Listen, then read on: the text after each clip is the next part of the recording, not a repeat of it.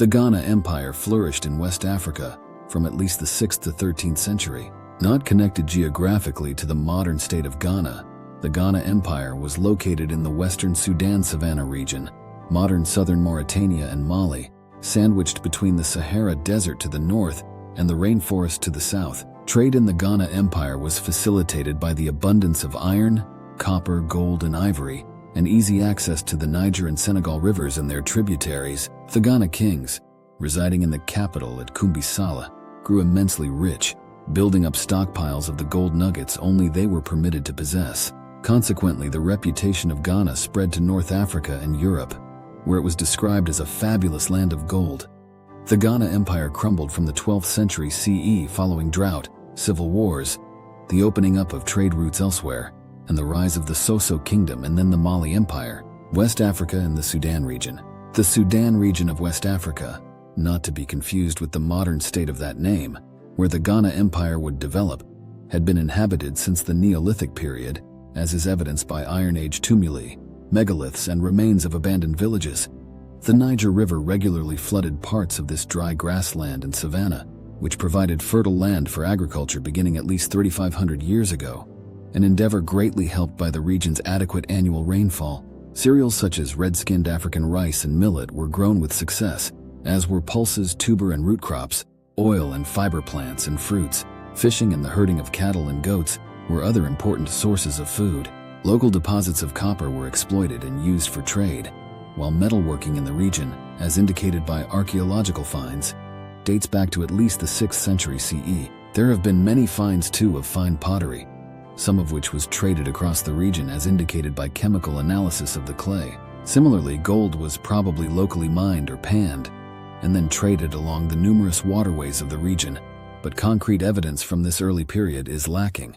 Indeed, the whole history of the region and the Ghana Empire before the 11th century CE remains vague, due to a lack of written sources and the rather meager results of archaeology. However, the latter has increased dramatically in the 21st century CE, and both the antiquity and extent of West African trade in particular are now considered to have been greater than previously thought. The precise foundation of the Ghana Empire, or the Kingdom of Ghana as it is sometimes referred to, is not known. It may date to as early as the 6th century CE, but evidence of some sort of political apparatus is not seen until later. The period when the empire was at its height is considered to be between the 9th and 11th century CE.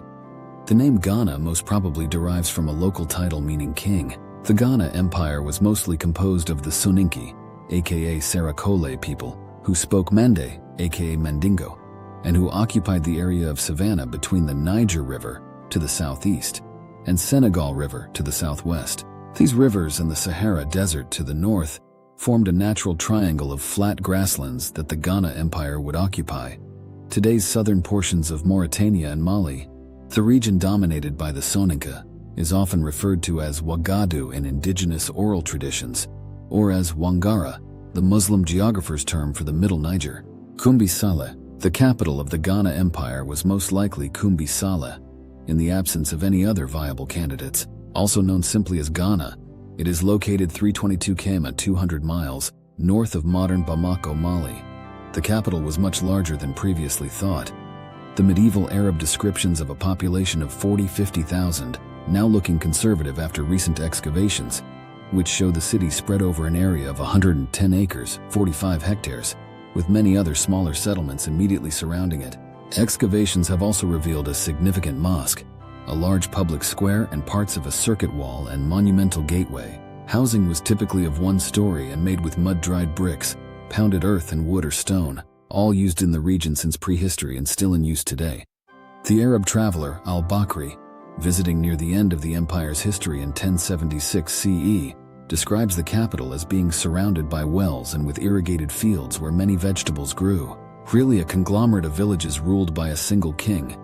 The empire prospered thanks to a well-trained army which had cavalry units and access to raw materials such as iron ore to make its weapons and gold deposits to pay its soldiers. It is perhaps significant that blacksmiths and forgers have long enjoyed an elevated status in the Sudan region.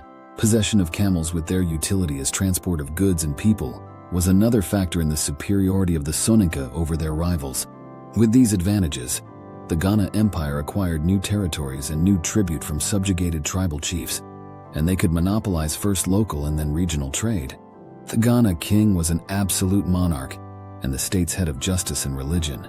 There was a certain cultivated mystique about the ruler, partly due to his role as leader of the animist religion amongst his people. Sacrifices and libations were made in his honor.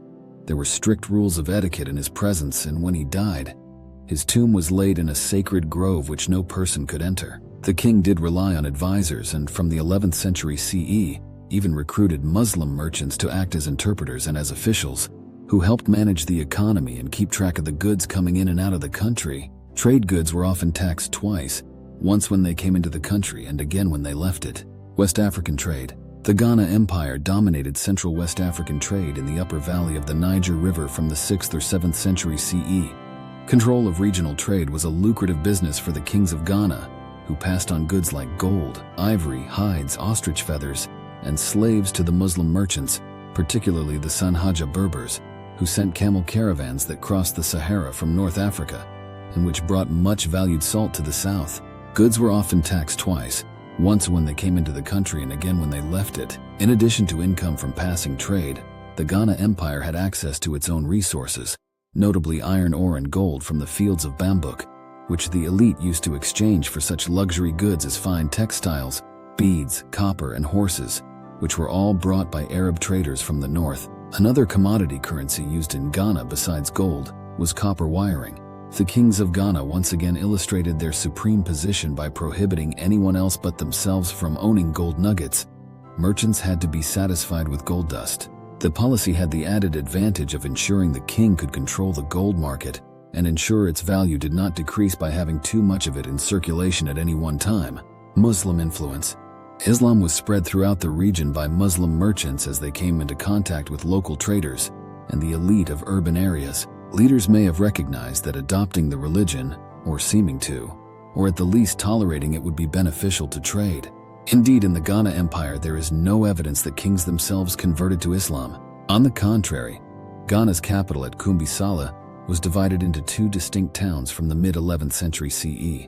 One town was Muslim and boasted 12 mosques, while the other, just 10 km away and joined by many intermediate buildings, was the royal residence with many traditional cult shrines and one mosque for visiting merchants. This division reflected the continuance of indigenous animist beliefs alongside Islam, the former being practiced by rural communities. Decline. The first stage in the decline of the Ghana Empire began in the mid-11th century CE. C. 1076 CE, the capital was sacked by the Almoravids of North Africa.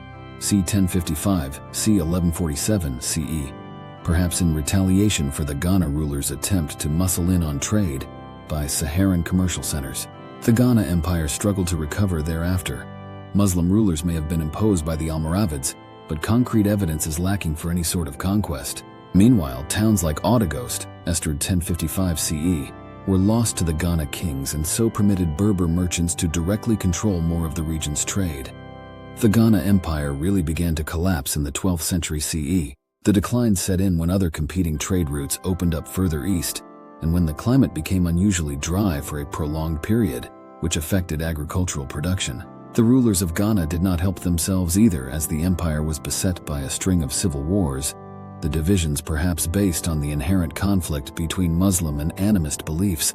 Meanwhile, many rebellious chiefs took the opportunity of a weak central government to declare themselves independent of the empire, notably Tekrur and the Western Sudan region, which controlled the Senegal River, and which had even allied itself with the Almoravids. The kingdom of Soso was the biggest inheritor of the crumbling Ghana Empire, aided by the collapse of the Almoravids in the mid-12th century CE. However, the Soso would be a short-lived kingdom, as their king Sumanguru, aka Sumaro Kante, was defeated by Sundiata Keita in 1235 CE. Sundiata also seized the old Ghana capital in 1240 CE, and he would go on to found the Mali Empire, the largest and richest empire yet seen in Africa.